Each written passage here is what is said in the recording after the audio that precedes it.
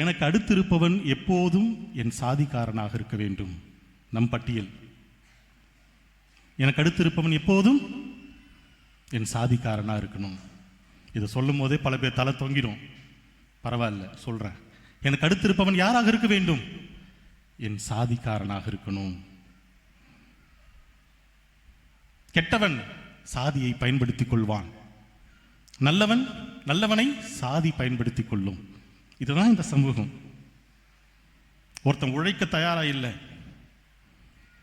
ஒருத்தன் முன்னேற தயாரா இல்லை, படிக்க தயாரா இல்லை, சாதிக்க தயாரா இல்லை, அவ சாதியை பயன்படுத்துவான்.